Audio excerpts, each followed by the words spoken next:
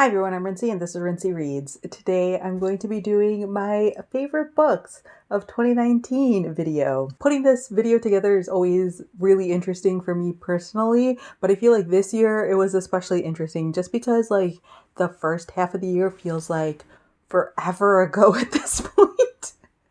That I was looking back at my reading for the year and had this moment of, oh yeah, I read that this year. Not that I forgot that I had read the book, but more that it felt like I had read the book 2 years ago at this point. So before I jump into the books themselves, a couple of caveats and explainers. First, these are all books that I personally read this year. They're not necessarily all books that were published this year. Secondly, the way that I put my book list together every year is while I'm going through my reading for the year, as I'm reading books on Goodreads, I'll tag some of them as favorites, or I have a shelf on Goodreads called favorites, and so I'll put books in there if I really enjoyed them. And so usually what I do at the end of every year is I'll just grab all of the books that are on that shelf that I read over the course of the year, and then from there sort of make my list. So I read 75 books this year, or 74 as of this recording, but I'll probably read one more book before the end of the year. Of those 75 books, 22 were marked as favorites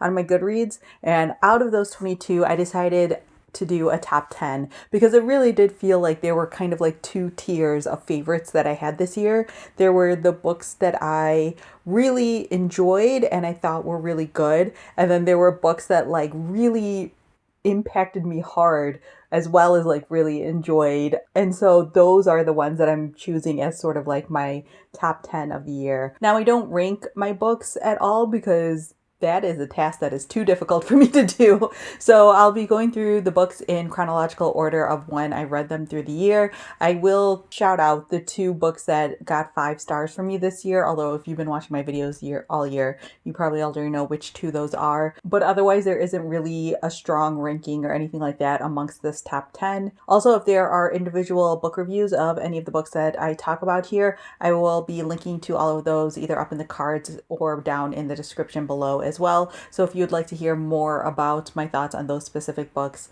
definitely check those videos out because I probably won't spend as much time talking about them in this video. So first up, I have On the Come Up by Angie Thomas. This is Angie Thomas's second book, and she's probably best well known for writing the book The Hate You Give, which I also read and adored. And so I was really looking forward to this one, but I also am the type of person who, when I really love a book by an author and I'm picking up another book from them, a part of me is always very hesitant because it feels like that nothing can really compare to that book that I already love. I will say that this book is different from The Hate You Give in a lot of ways, and I think that those differences help keep people from comparing too much, although people will compare no matter what. And I think for me personally, it really helped me personally not really compare the 2 books and enjoy this one for what it was. So in the story, you are following 16-year-old Bree, who is this aspiring rapper, and her father was actually an underground rap legend as well before he died. There are a lot of things happening in Bree's life, and so she has a lot of stuff that she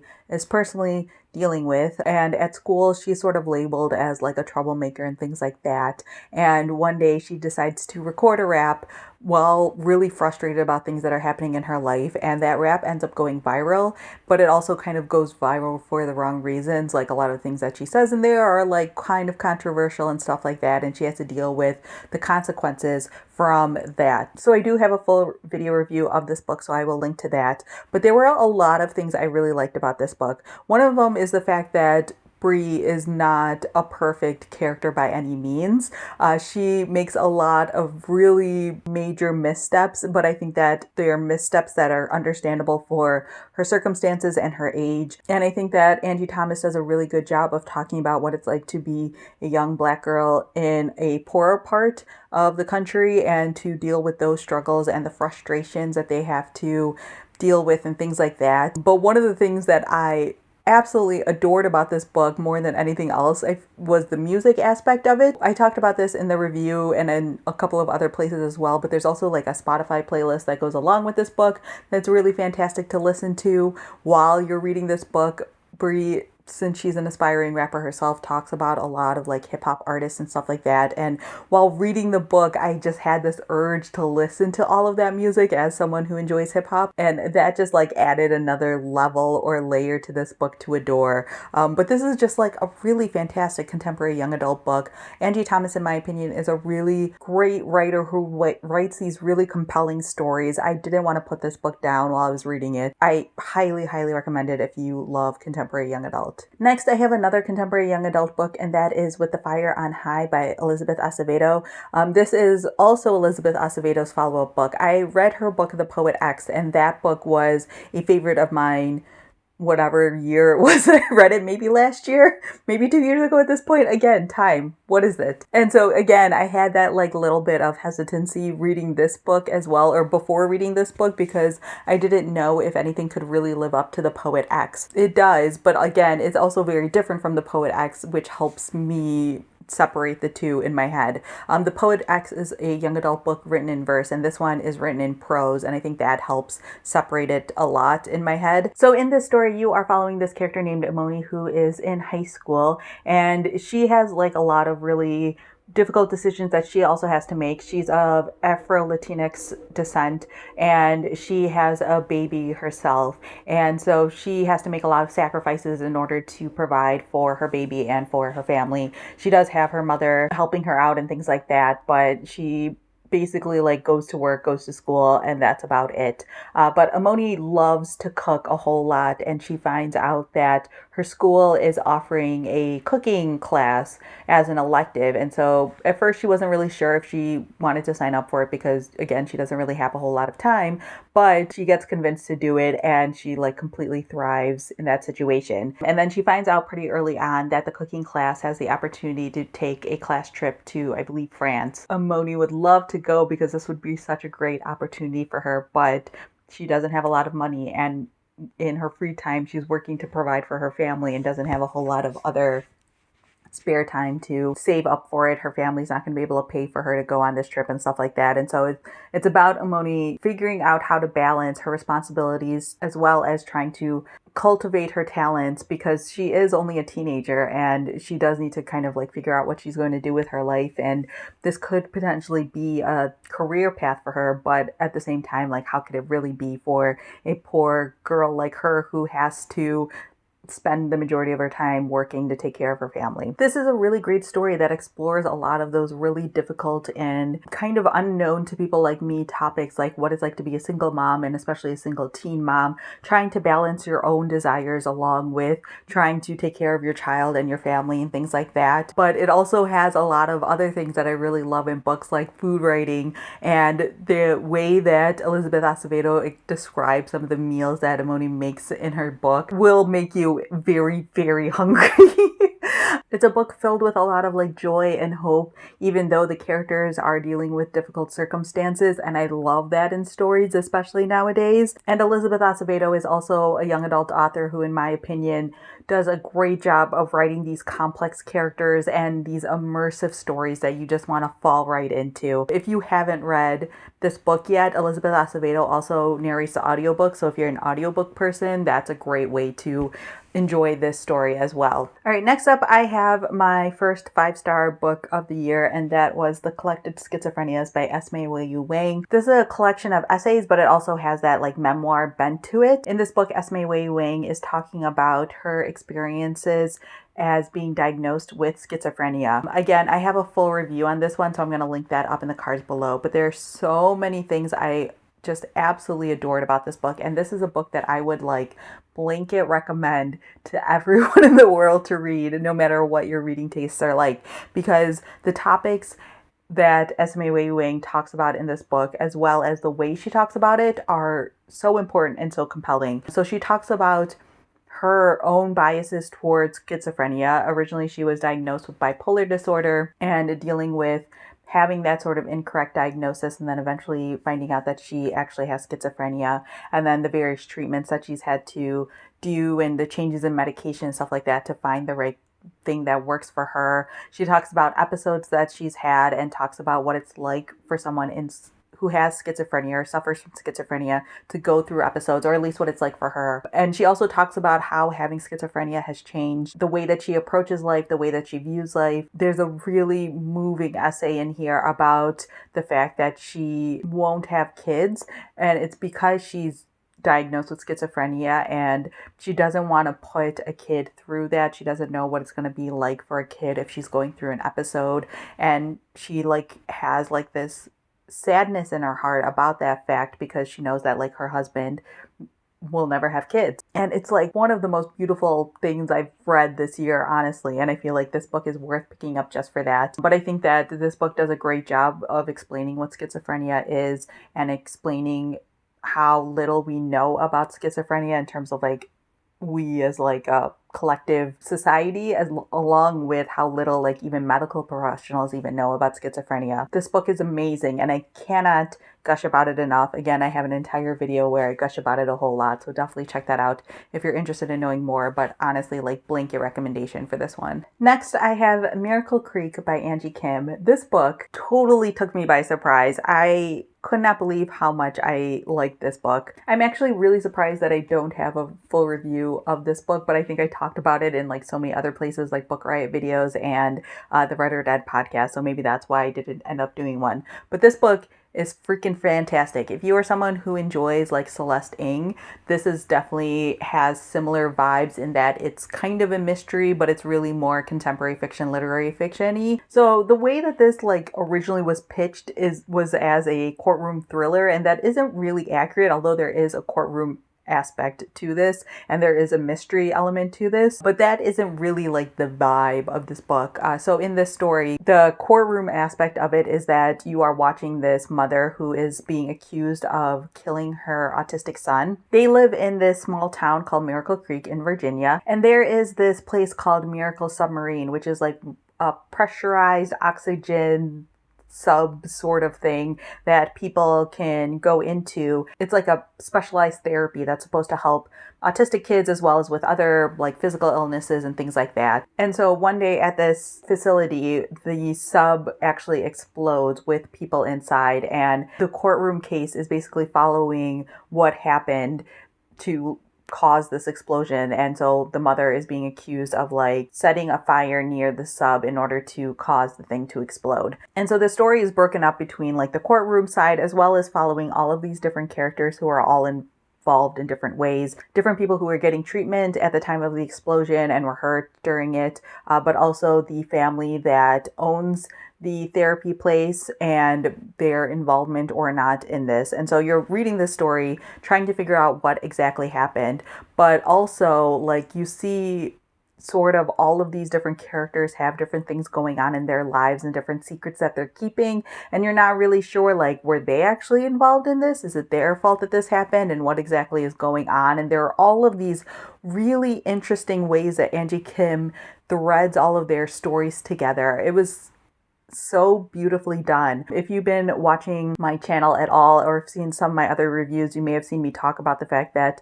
I generally don't like books that are written from multiple perspectives, but this is kind of an exception to the rule because I found all of the characters in the story to be completely compelling, all of the points of views to be completely compelling, and the way that all of their stories tied together worked so beautifully.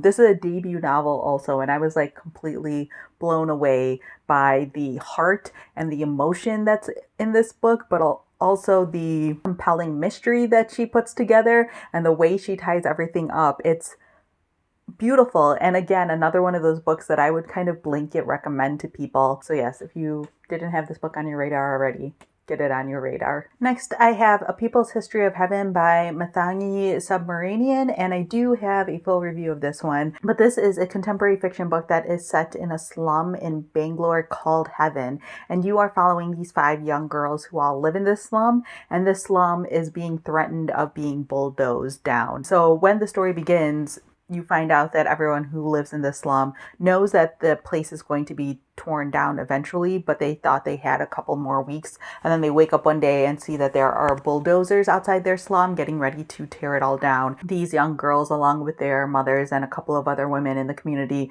go to sort of protest that. And while that is happening, there's also kind of like a parallel storyline, or kind of like a different storyline where you are following these different young girls and seeing what their lives are like in this slum. This is one of those books that completely took me by surprise. It's a book that is very, very underrated. As of this recording, it has 421 reviews on Goodreads, so I know not a lot of people have read this book, and I honestly don't even remember how I ended up hearing about it, probably through Book Riot if I had to guess. And it's a book that, like, with that synopsis, you would assume would be like a really difficult and hard book to read, but it's actually the exact opposite. This book is full of so much joy and hope, and all of the girls in here have their own individual points of view and individual storylines.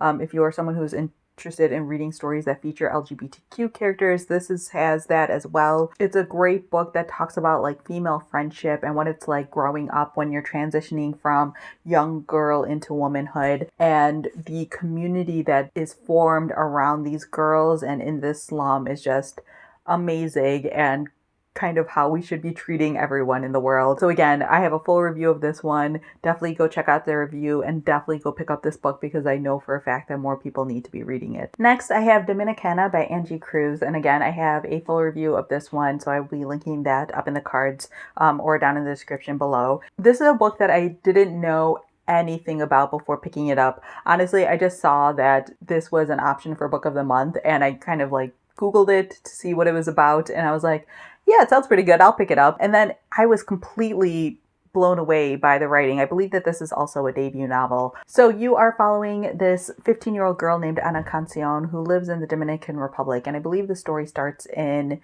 the 1970s. And when she's 15 years old, she's basically forced to marry this man named Juan Castro, who is significantly older than her. He's probably in his like late 20s, early 30s, I would guess. And her family basically mirrors her off to him so that way they can form sort of like this business relationship as well. And after she gets married, they end up moving to the United States. And so you're following Anna as she is kind of thrown into this brand new world where she doesn't really speak the language, and she is completely isolated in this apartment trying to figure out how to live her life now. She's left all her family behind, but all of her family back home also thinks that she has like this great life that she's living because she's in America now, but they really have no idea what she's dealing with in the United States, being completely by herself, being too scared to really go anywhere, do anything. And again, she doesn't speak English, so she can't really communicate with the people around her, and how she grows and becomes her own person and realizes what she wants and how she chooses to go after that. Again, I have a full review of this, so I'm not going to talk too much more about this, but I will say that this is one of those books that was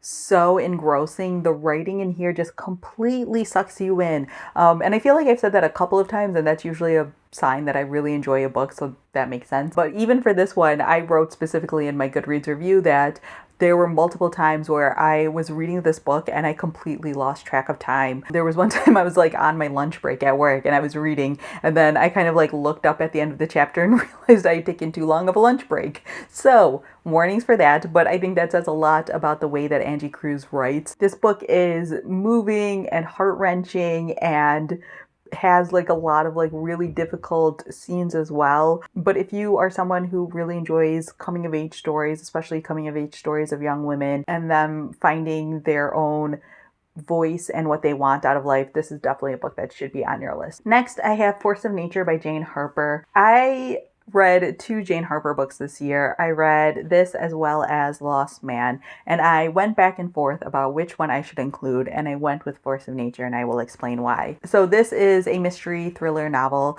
and you are following this group of people who go on this sort of like corporate retreat. It's like a handful of guys, a handful of girls, and they split guys and girls, and they head off into the forest, and they have to like follow a trail that's set out for them. And then they'll like eventually get to a cabin and stay overnight in the cabin, and then eventually find their way out, I think like the next day or at the end of the weekend. At the end of the weekend, the guys are all waiting at the meetup point, and it takes a significant amount of time before the girls show up, and when they show up, one of the women is missing. And so the story flashes back and forth in time from when the police show up and starting the search for this missing woman, as well as back to over the course of this weekend to see whether or not this woman has gone missing or if someone on the trip had something to do with her going missing. Has she been murdered? Is she still alive? All of those questions are explored. Again, I have a full review of this one as well, and so I'll link that if you want to know like sort of more of my thoughts. But the reason why I went with Force of Nature over The Lost Man is mostly because this book, like I've said with many other books, took me by surprise. I read The Dry last year, which is Jane Harper's first book, and I really enjoyed that book. And the difference between The Dry and Force of Nature is pretty significant in a way that's so surprising to me because I read a decent amount of mystery books, and most mystery writers have like a specific style and vibe that they go with, but Jane Harper doesn't do that. The reason why I didn't pick The Lost Man is because The Dry and The Lost Man feel very similar to me, so it felt slightly less surprising, although there are a lot of surprising elements to The Lost Man, and part of me still wants to do a book review on it because I just want to talk about that book because it was so good as well. But Force of Nature feels more like plot-driven thriller with these character depths to it, while The Dry and The Lost Man are more of these slow burn mysteries. And so one thing I keep saying is if you read The Dry and you found it to be too slow for your liking, still pick up Force of Nature because I feel like Force of Nature might be more your vibe. I couldn't put this book down. I think I read it over the course of a weekend and I could do nothing but like think about this book over the course of that weekend because I wanted to know what was going to happen. Jane Harper does a great job of balancing the plot as well as character development in ways that I don't really see from a lot of other writers. Jane Harper gets a lot of comparisons to Tana French, and I think that those comparisons are apt. Like if you enjoy the way that Tana French builds characters, then you will enjoy Jane Harper as well. But one thing I will say is that Force of Nature specifically, at least, moves a lot faster than any other like Tana French book that I've ever read. Like Tana French has always been a slow burn writer to me, and there's nothing wrong with that. I love that. I love Tana French, but this one had that like exciting plot element to it that I don't see a lot of mystery writers being able to do both. So yes, if you are someone who enjoys Jane Harper, I'm sure you know how great Force of Nature is. But the reason why I picked this one over The Lost Man is solely because it really, really surprised me. All right, next I have my second 5-star read of the year, and that was The Dutch House by Ann Patchett.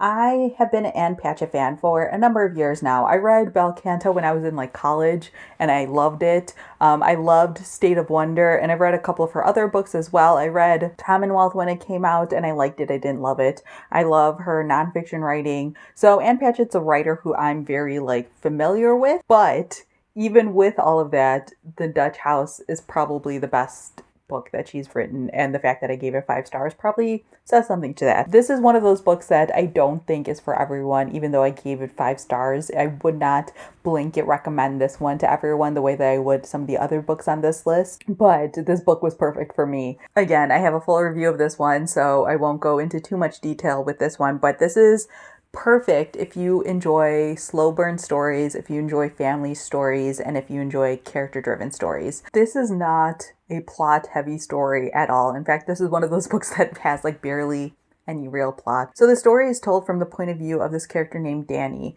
Danny has a older sister named Maeve. The two of them grow up in the Dutch House, which is this like really beautiful, well-known house in the Pennsylvania area. And so they are like relatively well off while growing up, and you basically like follow them over the course of their life because a significant number of things happen to them.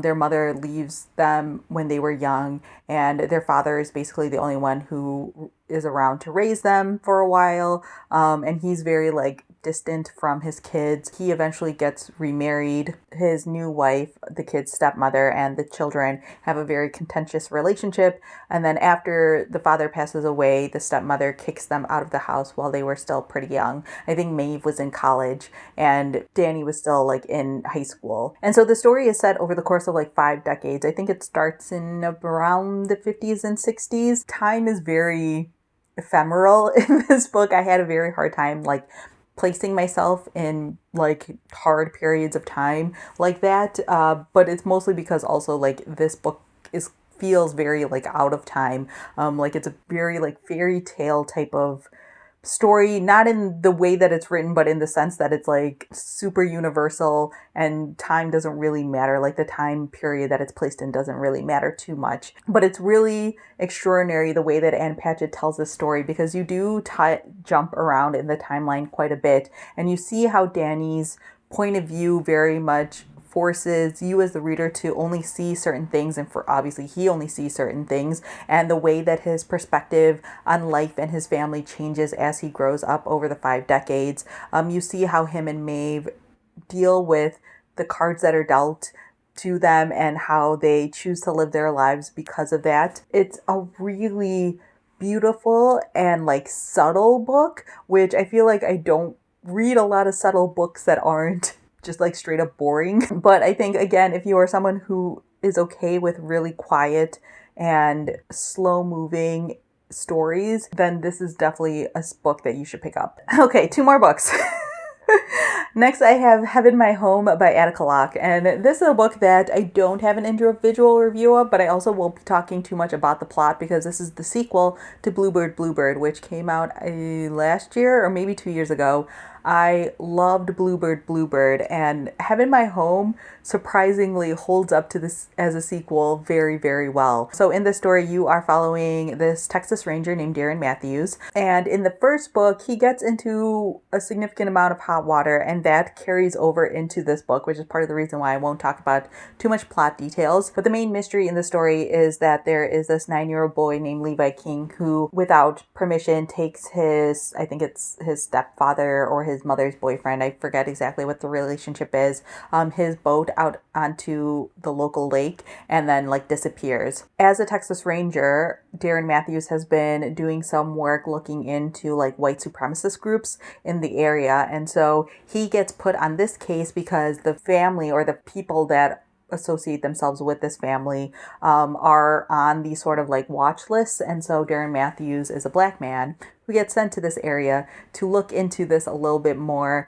to see if he can find out maybe something about their white supremacist leanings that could lead to an arrest or stop something from happening, while also trying to find this kid. But again, Darren Matthews is a black man, so he's not necessarily accepted in this community, to say the least, and obviously tensions rise. So if you haven't read Bluebird Bluebird, you have to read that before you read Heaven My Home, because again, information from that story lead into what happens in this book. And I think that Attica Locke does a really great job of balancing the two storylines between what's happening in Darren Matthews' life as well as what's happening with this mystery. This book feels kind of like a second season of a TV show, which feels kind of on purpose because Attica Locke does have screenwriting experience. She's written on the TV show Empire, but also I think this Bluebird Bluebird was picked up as a series, and so it feels kind of apt that Heaven My Home feels like a second season, because then that could potentially be the second season of that show. Darren Matthews is an extremely complicated and difficult character. He's not necessarily a hero, but he's also not necessarily an anti-hero.